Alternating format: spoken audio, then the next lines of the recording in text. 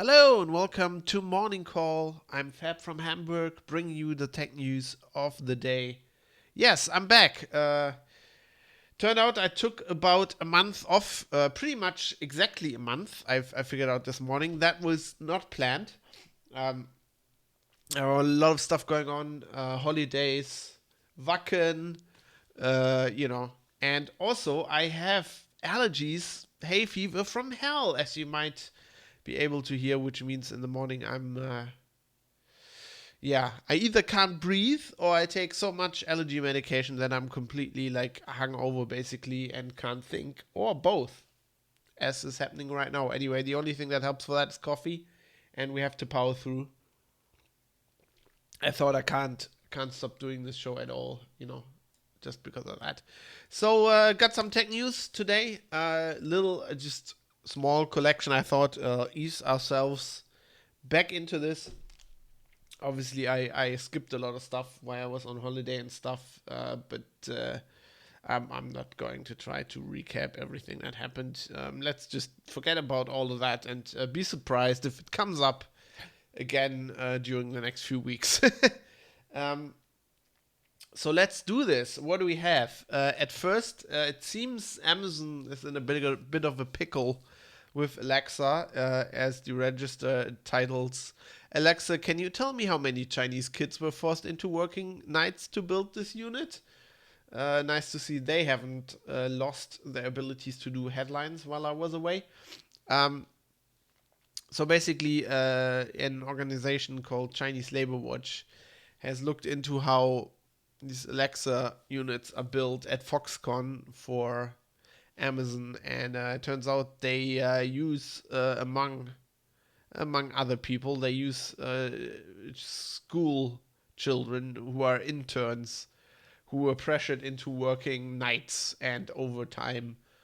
Um, Otherwise, it is said here that otherwise, they were pressured by saying they would get bad marks in school and stuff. Yeah, I don't even know why they have school interns anyway. I mean, like, for what the legitimate reason is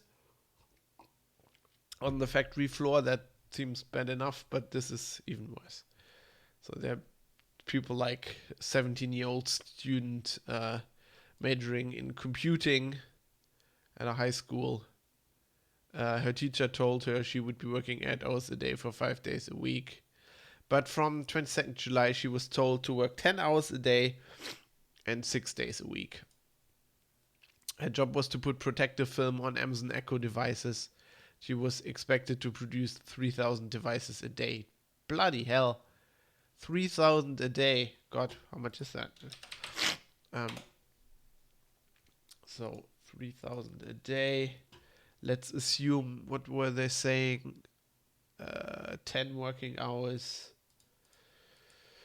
That's 300 devices an hour. That is 5 devices a minute. If you never have a break.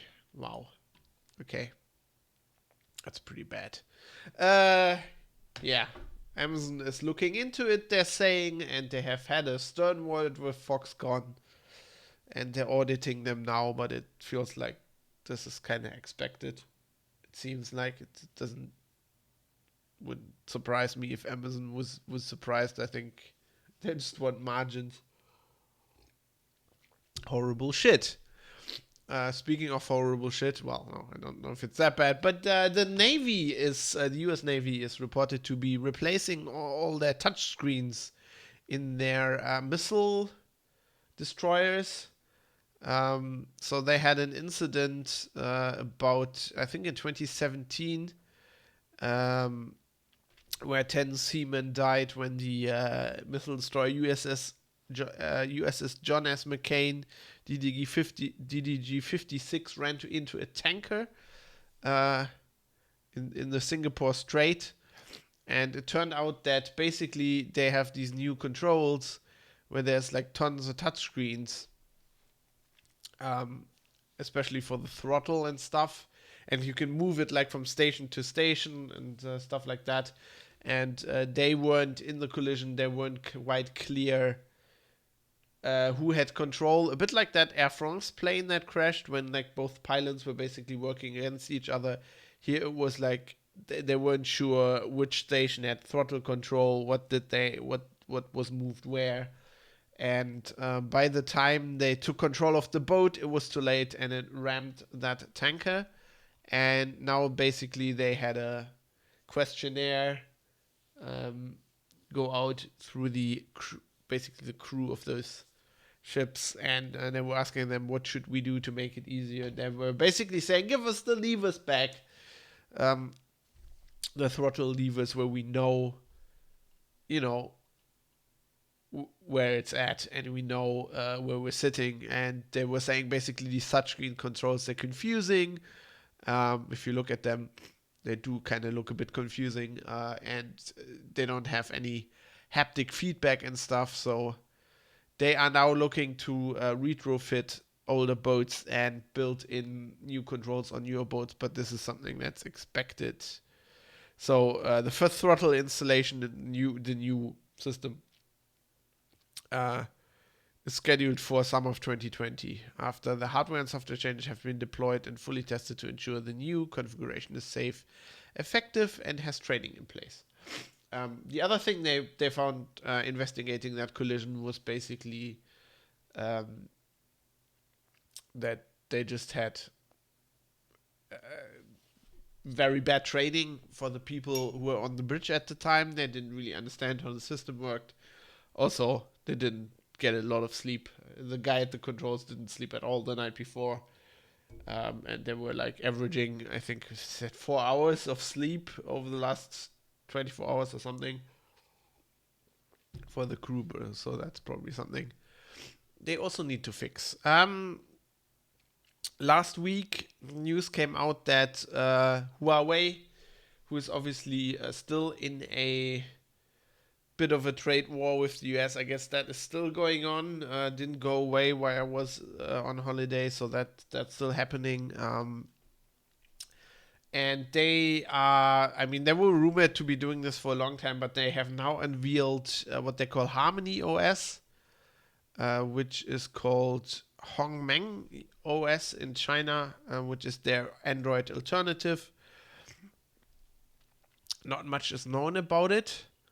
They're saying it's better than Android. It is supposed to be a microkernel architecture, and we don't know much more. And I don't know, maybe it's prejudice, but I feel kind of like it's China, right? They don't give a fuck about copyright. I'd be really, really, really surprised if they actually completely wrote their own OS from scratch. Let me put it that way. When you look at the whole Oracle versus Google lawsuit that is still going on over Android, if you put that scrutiny to this new Huawei OS, I'd be really surprised if this actually, they figure out it was written completely by scratch, which is kind of really hard to do. I mean, it's really hard to even not inadvertently copy something that's there, because I mean, they need to, obviously they can do this because they're their own manufacturer and they have their own device drivers, but they need to get their device drivers working with this OS. So on that level alone, you'd think, that there must be some parody, par, par, not parody, parity. Sorry. Uh, I'm telling you, hay fever medication, it's a brain fuck. There must be some parity to device drivers on Android, because I'm guessing they want to use similar or the same device drivers. And from that alone, I don't know. Parody might be right, says Popey. Yeah, it's hard to believe this is like their own thing, isn't it? I mean, there are lots. I mean, there are not lots, but there are other phone USs, which Popey you would know about. That obviously use the Linux kernel like Android, and they are similar in some respects there, because basically you're using the same kernel. But like they're saying they've written their own kernel, like from scratch. I mean, how often does that happen? Popey says too soon. Yeah, I mean, this comes very quickly after the whole trade war thing and makes sense. And they were rumored to be working on this for quite a while, but I mean, Google has rumored, if you compare this to Google and whatever that Fuxia or whatever that thing is, if you compare that, and when they started rumoring or started talking about that they're working on their own OS, which for the same reason as Huawei and for the whole lawsuit with Oracle, obviously they also want their own new thing. And if you look at the time frame that they've been working on that, and they've been saying they've been working on that, and that's Google. Like, if there's anybody who can actually do this and write own US, it's probably Google or Microsoft, right? Maybe Amazon. I mean, they certainly have the resources. They don't have the experience, but and one could argue Google doesn't have the experience. They've never really created their own OS before. I mean, they bought Android, right? Android was pretty much finished when they bought it. So let me put it this way. I'm skeptical a little bit. The first, I mean, Huawei has their developer conference going on right now. Makes sense. Their first device, they said they're going to launch this Harmony OS with. Is it Smart TV? Which is going to be built by their daughter company Honor. And it's at first, right now it's just gonna be for the Chinese market. So that's another reason that makes me think, okay, maybe they need to still, like, either, I don't know. It doesn't make sense if they're working out some kinks. Why would they only launch it for the Chinese market? It's more like maybe they still need to work out some copyright issues. And if they launch it in China, I don't know. Maybe they think the risk is smaller that somebody will figure out or even care about it. But you think that if you're Google, you're flying to China and buying one of these TVs and taking their OS apart, right? And having a look, doing some reverse engineering, having a look for some kernel symbols or something you can find that'll be suspicious. I think we will hear more about this. And either way, I think it's going to be a great story. I mean, either they've actually written their own OS and they are thereby, I mean, probably even ahead of Google.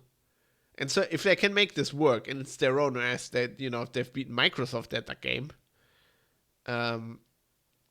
which would be a great story. Or it turns out that they actually had a look at some other code while they were writing it, and then it will be a great story as well. I think there will be people be very intent to look at that code. Obviously, they're doing this because of the trade war. There's this question if they can even use Android going forward. So,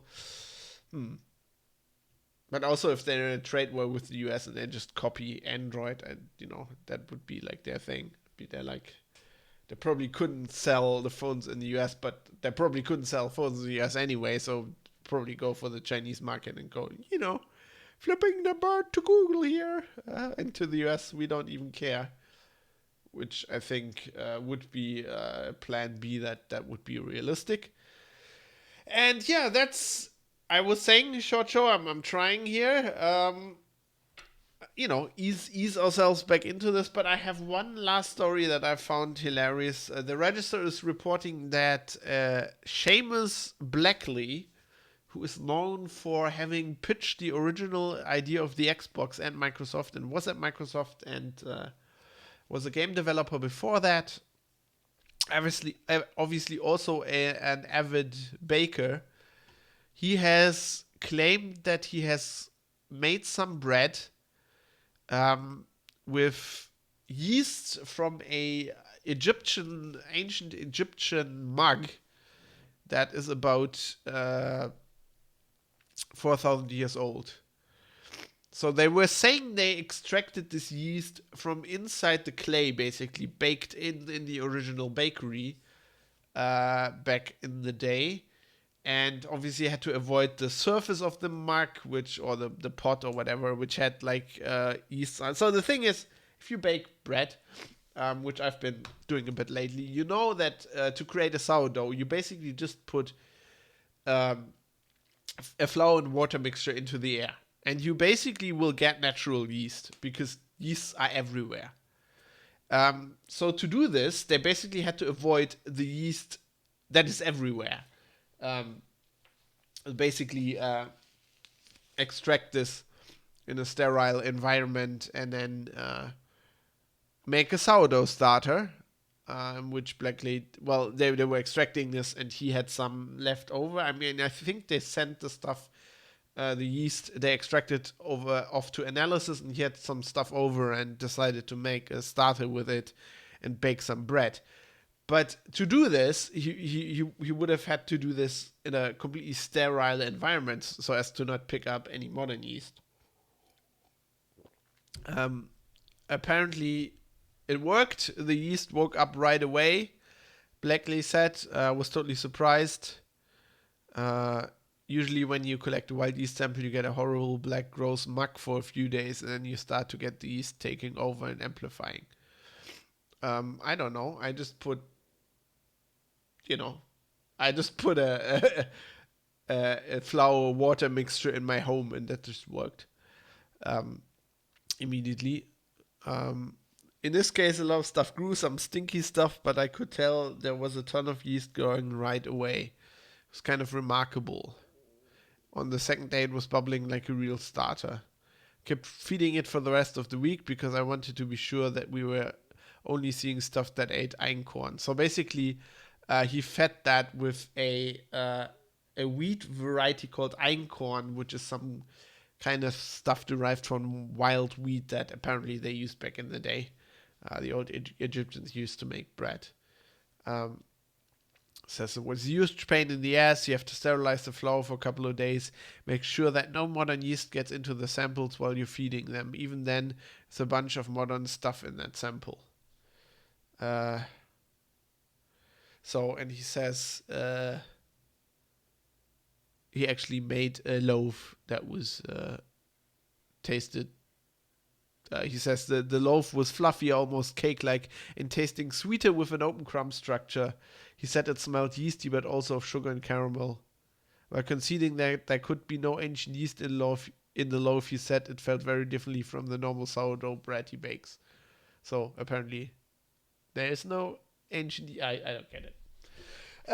I thought this was a great story, though. By the way, just somebody who also bakes bread. Apparently that is his hobby. I also like the ending of the story the Register wrote.